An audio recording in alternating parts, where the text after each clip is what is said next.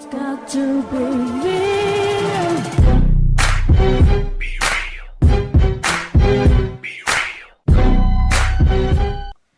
Yes, guys, what's up? So, I wanted to do a video on Floyd Mayweather Jr. and Andre the Beast Berto. They're fighting this weekend. Am I looking forward to it? I suppose so. It is Floyd Mayweather fighting, so any Floyd Mayweather fight, to a certain extent, I'm going to be excited for the fight because I'm a Mayweather Jr. fan, believe it or not.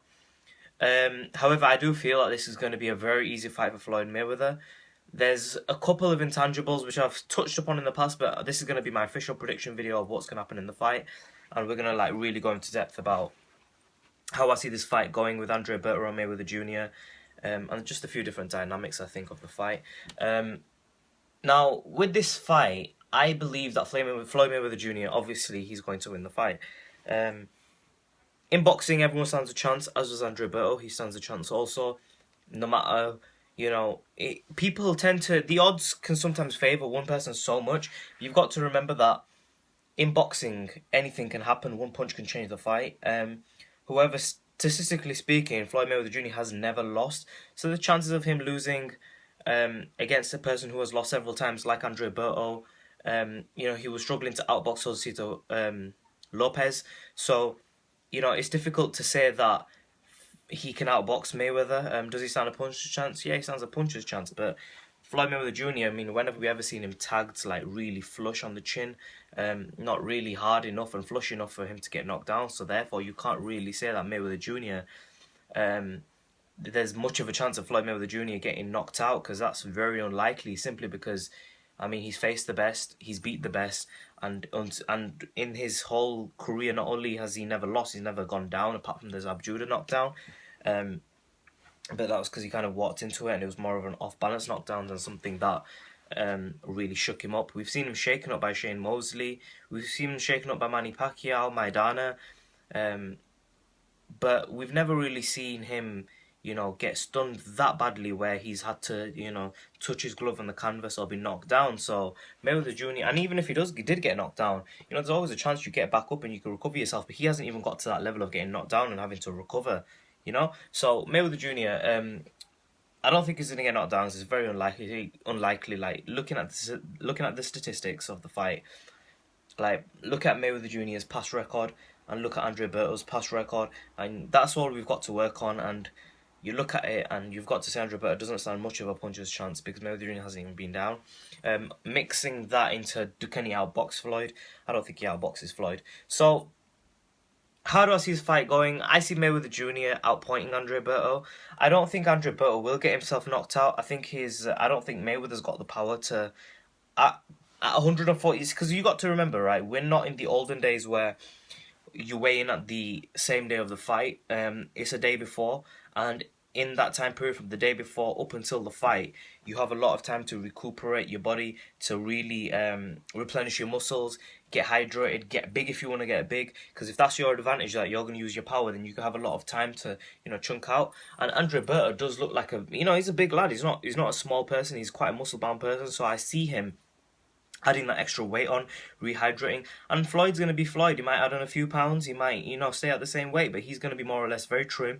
He looks similar to what he looks fight night, and on the weigh-in, he looks quite similar. He doesn't really fluctuate too much. You can see it on his body. Floyd Mayweather Jr., he's a slim fighter. He's just a slim 147-pound fighter. He is a legit 147-pound welterweight. These other guys are not welterweights. Keith Thurman talks about fighting a real welterweight. Kell Brook, Keith Thurman, hell, even Amir Khan, Andre Berto, Maidana. These guys aren't legit welterweights. If you were to take them in history and tell them to weigh 147 pounds on the day of the fight, a lot of them wouldn't even be able to fight. They'd move up a division to 154. Because of how muscle-bound they are, and because they rely upon the rehydration thing of that, day before and day after. Floyd Mayweather Jr., Manny Pacquiao, the smaller 147-pound fighters, they're the legit 147-pounders. Because I think that this is the case in boxing overall now, where the 140-pound fighters are actually 147 fighters, 147 fighters are actually 154 fighters. If you put the weigh-in on the day of the fight, then that's what you would get. You'd see a lot of fighters moving up a division because they won't be able to make a healthy weight. Do you know what I mean? So let's talk about this fight between Mayweather Jr. and Andre Berto. I think Andre Berto's too big. I think he's going to be too slow for Floyd. First off, I think Floyd Mayweather Jr. is going to have the foot speed, and he's going to have the agility in terms of his body movement. Because see, people think that in boxing, speed is hand speed. But it's not. It's not just that. You have foot speed. You have agility. You see, Tyson, when he used to fight, Tyson used to be here, and his speed lied in his head movement. He was so fast in his head movement. Floyd Mayweather Jr. is really fast at moving back. His reflexes are so sharp at avoiding punch at the last minute, because it makes no sense to if you move too early, you can get caught with a shot. But Mayweather Jr. has the reflexes and he's got the speed. Okay, he's got the body speed. Foot speed, Floyd Mayweather Jr. is going to be the lighter fighter, so obviously he's going to carry the advantage in foot speed. And I think that 80% of a boxing match, right, relies upon range control. If you haven't been in the ring before, you won't really understand how significant range control is. But you see, when a fighter, let me just try and put it in perspective for you when you're in the ring. See, when a fighter is standing in front of you, right, and you're boxing, the key thing you have two phases in the fight, right? When you're in a fight, there's two parts to it. Either you're in range or you're out of range. Okay, when you're out of range, you could throw a punch, but it won't land on the boxer. It won't, and then fighter in front of you, it won't land. And then you're in range, where when you're inside, you can bam, bam, bam, bam, you can touch the fighter. They're your two basics. Like, it's just one of the two. You're either in range or you're out of range. People talk about outside boxing, inside boxing. I get that as well, right? But really, inside boxing and outside boxing, if you're an outside fighter, you're still in range to punch the guy. If you're out of range, you're out of range. And most of the time, right, unless you're talking heavyweights, right, when you're talking welterweights and you're talking super welterweights and you're talking featherweights, them guys are not going to have that much height difference, usually speak, unless your name is Tommy Hearns or something like that.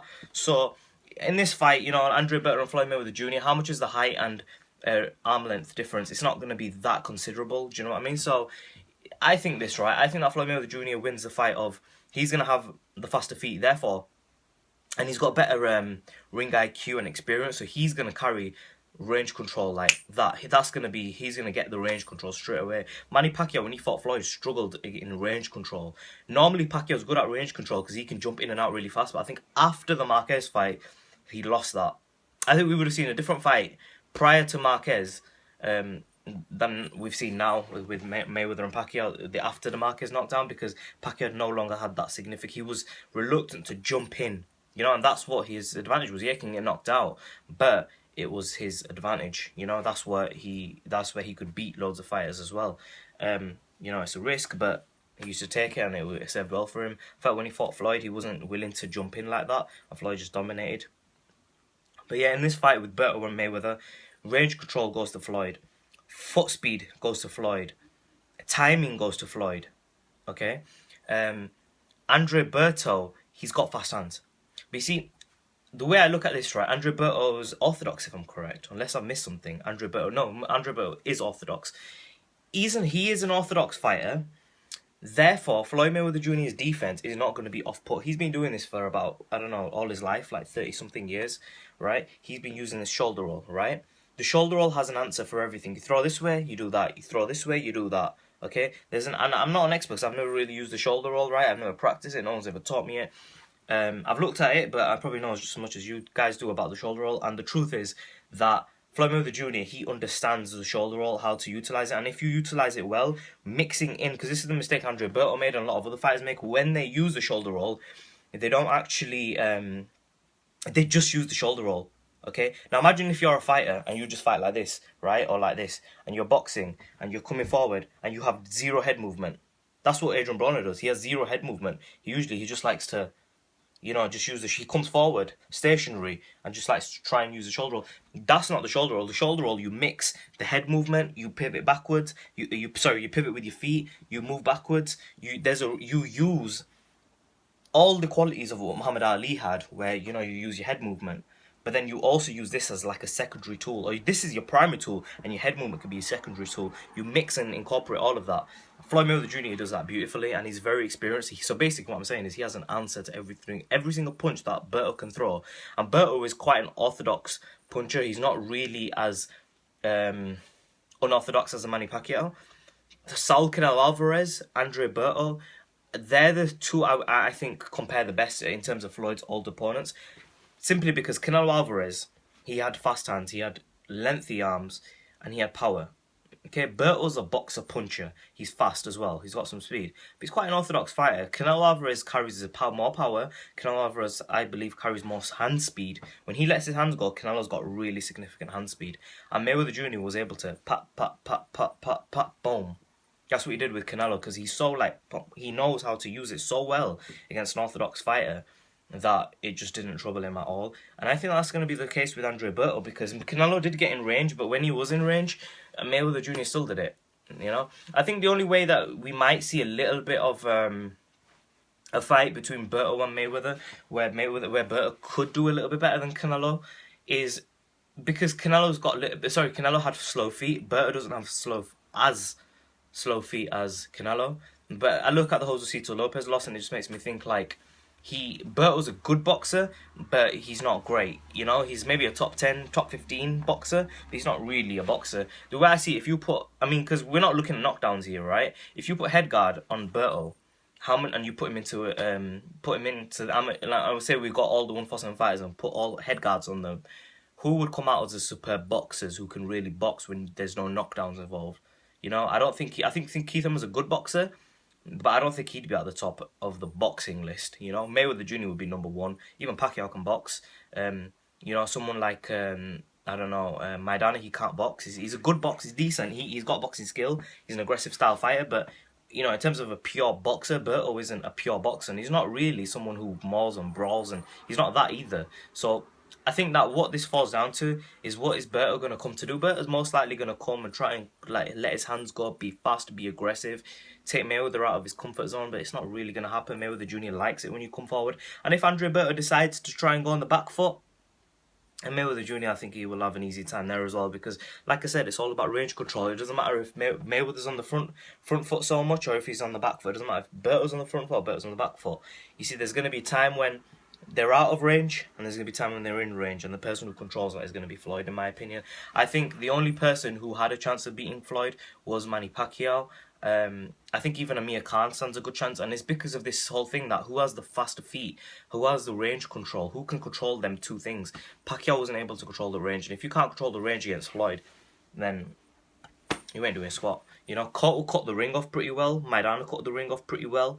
They're fighters that, you know, got on the inside and forced Floyd to fight in range, you know.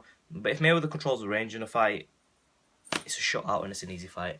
And that's it. That's what we saw in the Maidana 2 fight. Mayweather dominated the range. And that's it. That's all it is. If you control the range in a fight, all other factors don't matter, because you can just outbox a guy from the outside and just control that range.